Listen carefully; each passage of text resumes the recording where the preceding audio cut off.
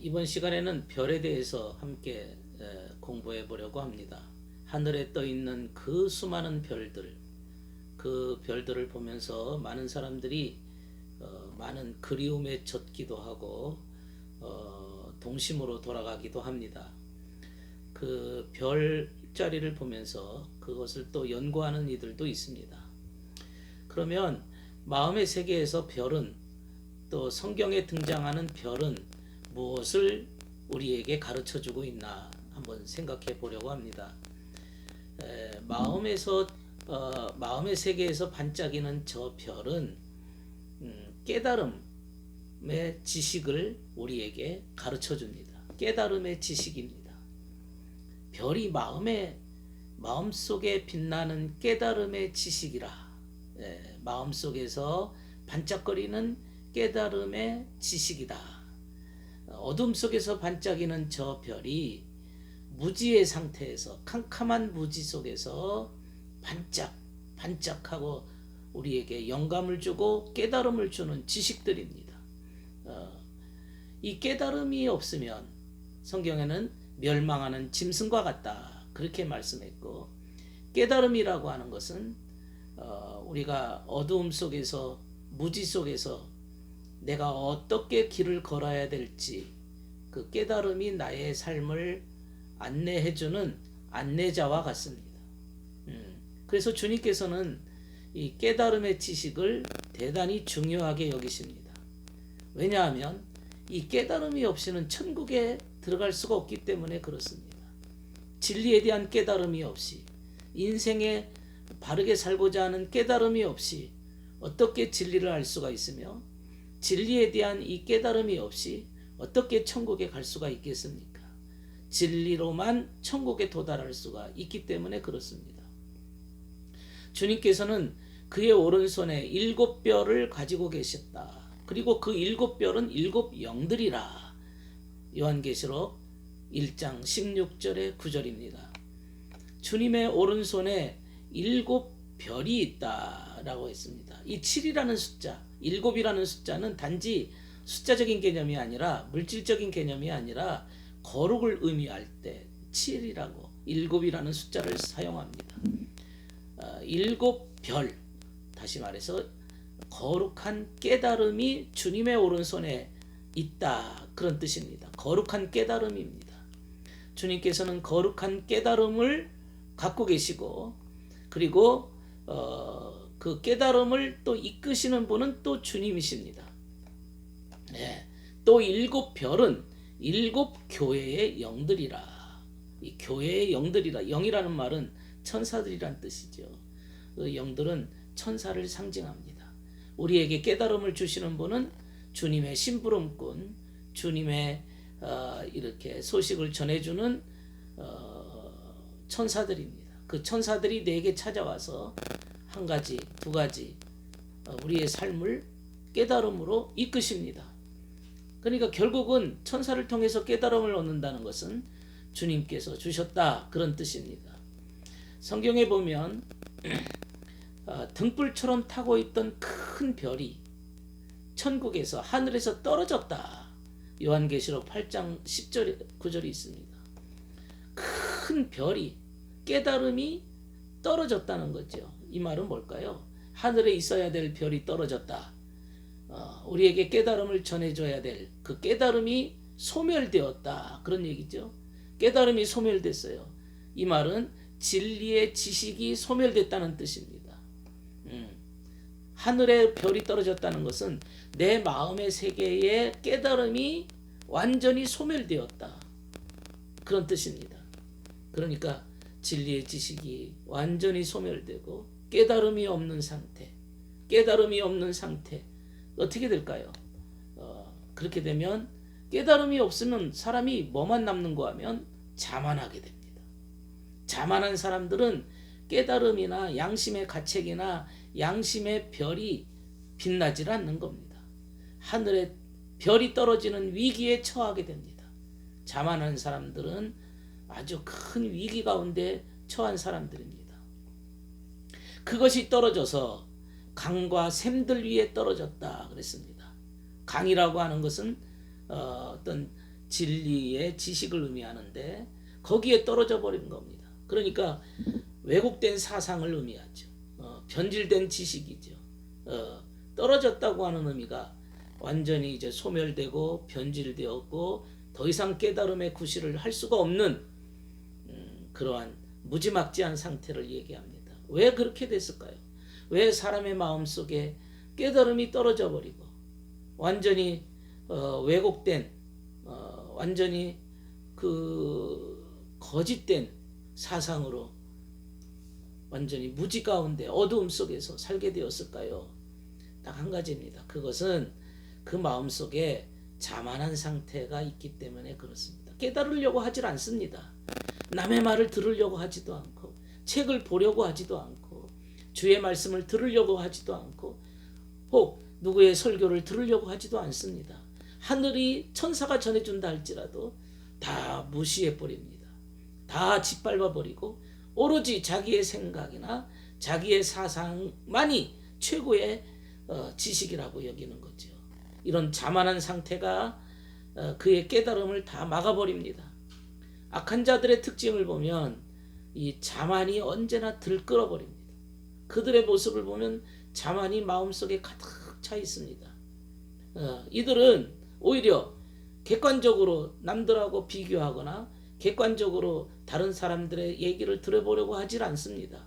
오로지 자신 안에 있는 무지한 것을 오히려 드러내고 배우려고 하지 않고 고집스럽게 그것만 주장하고 있는 거죠.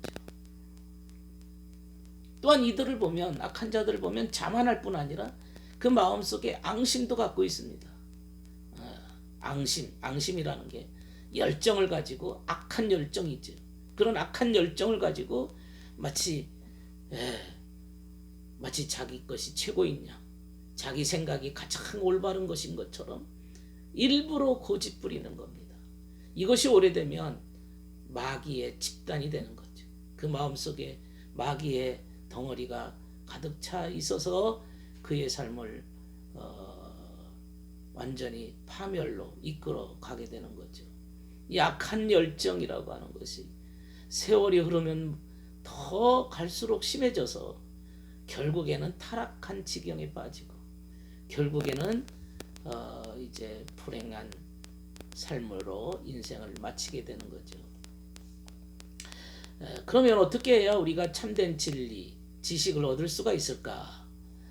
참된 진리의 지식을 알면 그런 사람들은 진리에 대한 믿음을 갖게 되어지고 그 진리에 대한 믿음을 가지고 그의 인격이 변하게 됩니다. 그의 인격이 말과 행실로 점점 지식이 더해지는 겁니다. 그의 지식이 점점 더해지는 겁니다. 그러니까 결국에는 그 사람이 믿음을 갖게 되어지고 그 믿음을 갖게 되어지면 더 깨닫게 되어지고 깨달으면 더 믿음을 갖게 되어지고 그리고 그 믿음의 바탕위에서 그 믿음의 기초에서 더 깨달음으로 나아가고 깨달음과 믿음이 반복적으로 더 순환하므로 자꾸 이 거듭남의 순환 과정을 거치게 되는 거죠. 그 순환 과정이 일생 동안 진행이 되는 겁니다. 믿음의 바탕 위에 깨달음이 더해지고 믿음의 덕의 지식을 그렇죠. 믿음의 덕에 지식이 점점 발전해 나아가는 거죠. 믿음의 덕의 지식의 인내를 이렇게 쭉 나가는 거죠. 이 거듭남의 순환 과정입니다. 주님께서 나다나엘에게 이런 말씀을 하셨습니다. 네가 무화과 나무 아래 있을 때 내가 보았다 하므로 네가 믿느냐? 이보다 더 큰 일을 보리라. 더 큰 일을 볼 것이다. 그랬어요. 그러면서 하는 말이 잘 들어두어라. 너는 천국이 열려 있는 것과 하나님의 천사들이 인자 위에 오르내리는 것을 볼 것이다. 잘 들어둬라. 너는 천국이 열리고 하나님의 천사들이 인자 위에 오르락내리락 하는 것을 볼 것이다. 이게 뭘 뜻합니까? 하늘이 열리고 천사들이 오르내린다는 것은 주님의 신성이죠. 주님의 신성이 인성과 인간과 교통하는 그러한 상태입니다. 주님의 신성이 사람과 교통한다 이거죠. 인간의 내면 세계와 교통하는 장면입니다. 신성과 인성의 교통 작업은 마치 인간이 천국과 교통하는 상태입니다.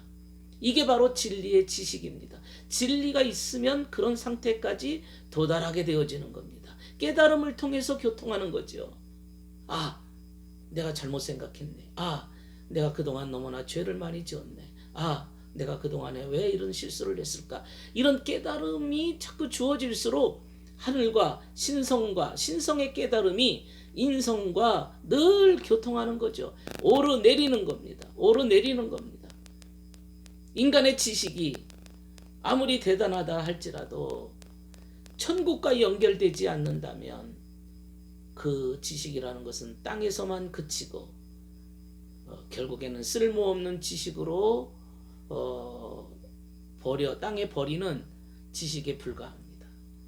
그러나 너의 지식이, 너의 사상이, 너의 가치관이, 너의 모든 사상이 하늘과 주님과 천국과 영원한 세계와 연결된다고 하면은 그 지식은 대단한 지식이죠.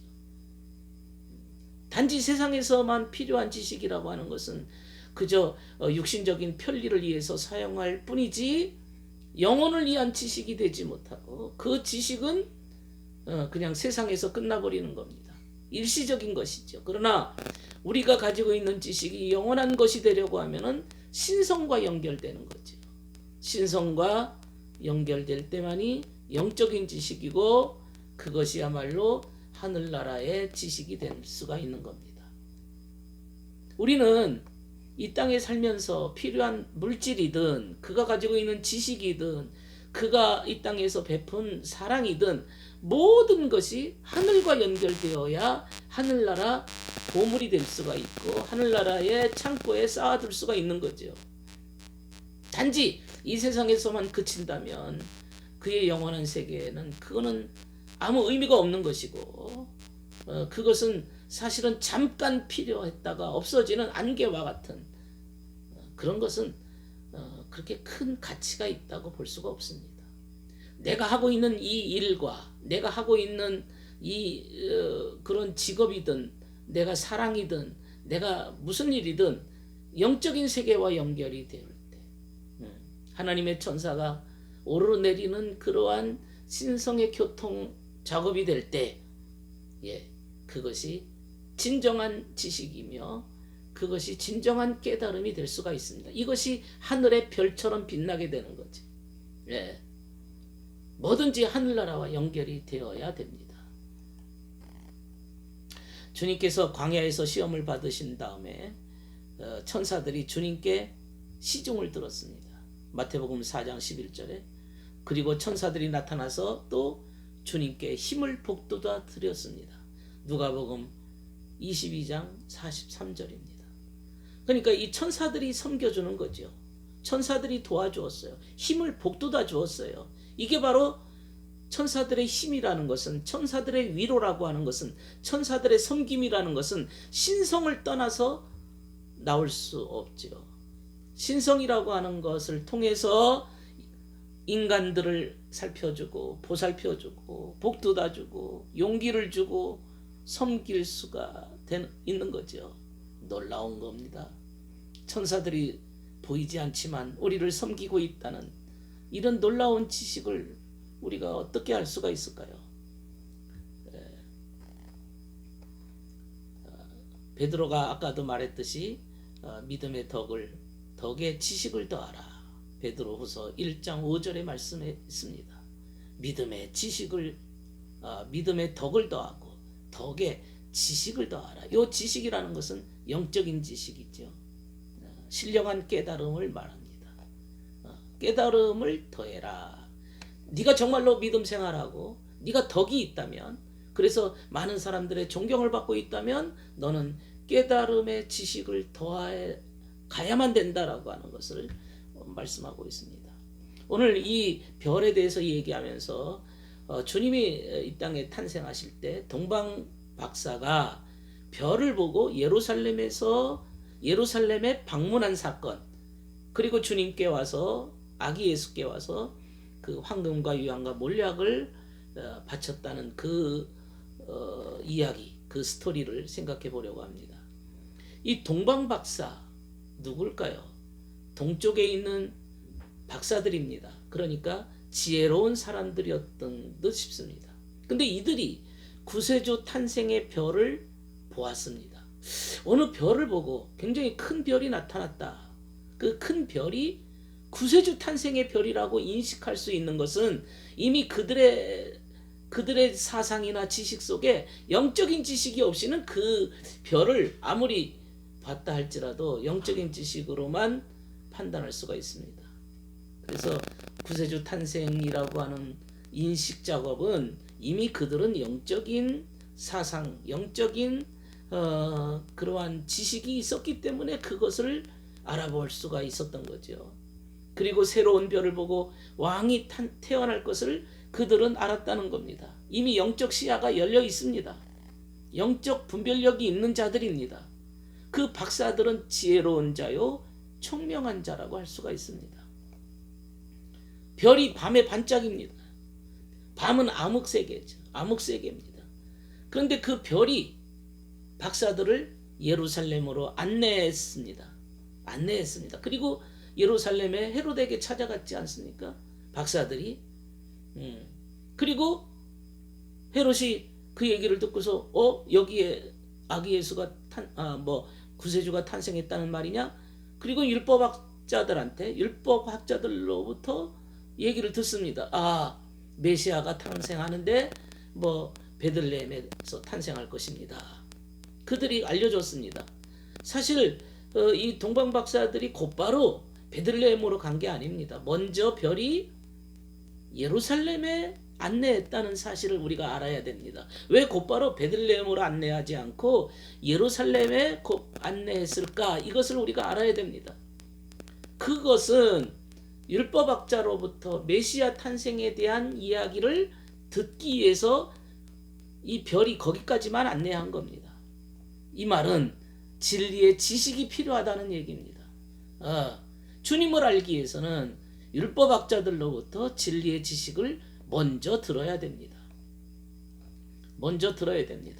그리고 그들이 헤롯을 만난 다음에 율법학자들로부터 베들레헴에서 아기 예수가 탄생할 거라는 소식을 듣고 난 후에, 그리고 동방에서 봤던 그 별이 앞서가다가 마침내 아기 있는 곳에 이르러서 멈추었습니다.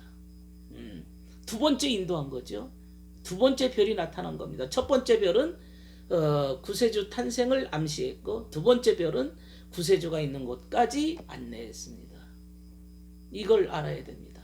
그러니까 우리가 아무리 지혜롭고 총명하다 할지라도 율법학자로부터 말씀을 통해서 진리의 지식을 얻고 그 다음에 아기 예수께 인도함을 받았다는 얘기는 우리가 진리의 지식을 알아야만 주님께 도달할 수 있다는 얘기죠.